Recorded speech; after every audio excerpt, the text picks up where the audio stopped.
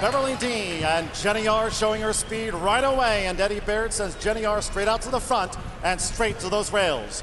Iridescence and Johnny Murtaugh keep tabs on that speed as they come past the stands, and the Hoodoo is running in third. David Flores and Citronade in fourth. Lady of Venice is fifth. Royal Highness is one from the back, and Honey Rider and a patient Garrett Gomez at the tail of the Beverly D field as Jenny R leads them into the first turn. Jenny R in front of Iridescence, who follows in Jenny R's footsteps, and the Hoodoo is a close third. Citronade now just eased off those rails to be in fourth, followed then by Lady of Venice, settled in toward the back half of the field, Royal Highness, and loping along in last, Honey Rider in seventh. In the opening quarter, 24 3/5 seconds. Jenny R facing no pace pressure. Iridescence just shadows Jenny R's every move with the Hoodoo in third, Citronade fourth. Lady of Venice is 8 lengths adrift from the solo leader, Jenny R. Can Jenny R stay the course? Then Lady of Venice, 3 to Royal Highness, and Honey Rider remains last. 4 furlongs to go, and the Beverly D half mile in 49 4. E.T. Baird buying time and space with Jenny R as they go to the far turn, but Iridescence is close, while Hoodoo getting reminders. Citronade is 5 lengths adrift of Jenny R, who's made every yard. Royal Highness, Lady of Venice as they round the far turn. Now they're starting to bring Jenny R back to the full, but she's still in hand. Iridescence on the outside, the Hoodoo, the black cap of Citronade coming 4 wide. Royal Highness, Lady of Venice, and Honey Rider is last as they turn for home. Jenny R ran 3/4 in 1:14 flat, and now here's Iridescence, who strikes the front of the final furlong. Royal Highness, Lady of Venice delivers her challenge on the stand side.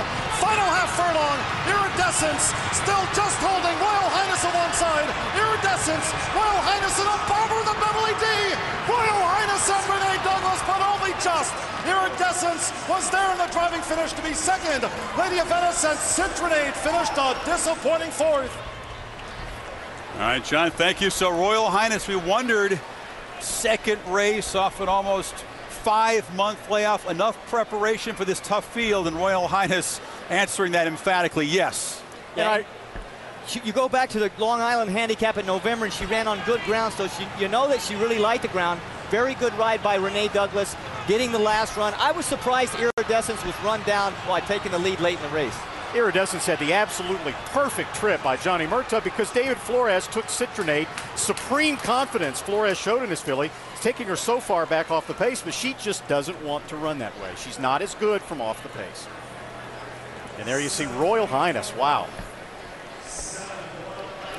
Jerry? Right there, Lady of Venice is right there. I thought she was probably the winner.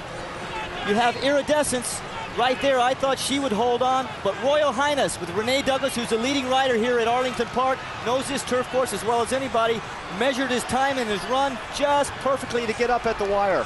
Here's a filly that was 9-1 because she just comes off a race at Delaware Park. Not even a graded stakes race, all right? And now this is a grade 1, and she was beaten in that race at odds of even money. You said that Lady of Venice would have this explosive turn of foot. Made a quick burst, but it was short-lived and not nearly enough to run down the 2 leaders.